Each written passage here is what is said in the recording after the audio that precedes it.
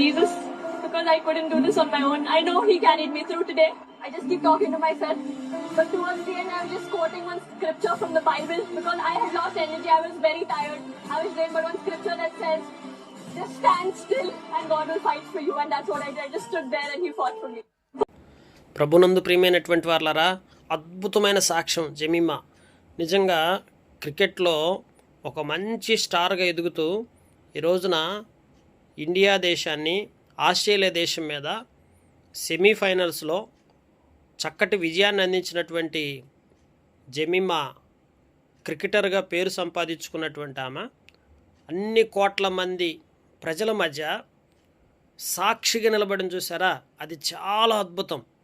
ఈ రోజున సభ్య సమాజంలో మనకు ఒక గుర్తింపు, ఒక పేరు వచ్చినటువంటి వారు సాక్ష్యం చెప్పిన దానికి, సామాన్యమైనటువంటి వ్యక్తులు సాక్ష్యం చెప్పిన దానికి చాలా తేడా ఉంటుంది. యేసు ప్రభువారు ఆయన ద్వారా నేను చాలా అలసిపోయిన సమయంలో, నా వల్ల కాని పరిస్థితుల్లో యేసు ప్రభువారి ద్వారా ఈ కార్యం జరిగిందని అద్భుతమైన సాక్ష్యం చెప్పింది చూసారా, అది నిజంగా మెచ్చుకొనదగినటువంటి విషయం. ఈ రోజున తన ద్వారా మనందరం నేర్చుకోవాల్సిన విషయం ఏంటంటే, ఎవరైనా సరే ప్రతి వ్యక్తి కూడా దేవుడు దీవించి ఆశీర్వాదకరంగా చేసి ఉన్నత స్థితిలో ఉంచి మంచి పొజిషన్లోకి మనం తీసుకొచ్చినప్పుడు, మనకు మేలు చేసినప్పుడు, మన పట్ల అద్భుత కార్యాలు, ఆశ్చర్య కార్యాలు జరిగించినప్పుడు అందరికీ తెలిసే విధంగా మనం సాక్ష్యం చెప్పగలిగే ఆ గొప్ప స్థితిని జెమిమా ద్వారా ఈరోజు మనకు దేవుడు నేర్పిస్తూ వస్తున్నాడు. కనుక భూదిగంతముల వరకు నేను మిమ్మల్ని సాక్షిగా ఉంచదనని దేవుని వాక్యం చెప్తా ఉంది.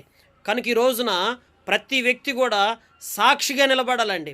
భూదిగంతముల వరకు సాక్షిగా నిలబడాలి. భూమి అంచుల మట్టుకు మన సాక్ష్యాన్ని వినిపించగలగాలి. ఎప్పుడైతే మన యొక్క సాక్ష్యము ద్వారా అనేక మంది దేవుని యొక్క గొప్పతనాన్ని, ప్రభు అయిన యేసుక్రీస్తు వారి యొక్క మహిమను గుర్తెరిగేటువంటి వారుగాను, అనేక మంది జీవితాల్లో దేవుని గొప్పతనాన్ని తెలుసుకునేవారుగాను ఈ లోకంలో మనం ప్రచురపరిచేవారుగా ఉంటాం. నిజంగా దేవుని కొరకు ఒక సాక్షిగా బ్రతకటం అనేది ఎట్లా ఉంటుందో జెమిమా సాక్ష్యం ద్వారా మనం చూడొచ్చు. ఈ రోజున ఈ విధంగా సాక్ష్యం చెప్పి ఈ విధంగా దేవుని నామాన్ని ఘనపరచడం అనేది గొప్ప ధన్యత. దేవుని వాక్యం చెప్తా ఉంది, నన్ను ఘనపరచు వారిని నేను ఘనపరుస్తాను, నన్ను తృణీకరించు వారిని నేను తృణీకరిస్తాను. భూమి మీద నన్ను రక్షకునిగాను గొప్ప దేవుడుగాను మీరు అంగీకరించలేకపోతే, అది సిగ్గుగా అవమానంగా ఫీల్ అయితే, దేవుని రాజ్యంలో నేను మిమ్మల్ని అంగీకరించనని దేవుని వాక్యం చెప్పబడుతూ వచ్చింది. కనుక భూదిగంతముల వరకు మనందరూ సాక్షులుగా బ్రతుకుదాం, అంతం వరకు సాక్ష్యాన్ని కలిగి జీవిద్దాం. దేవుడు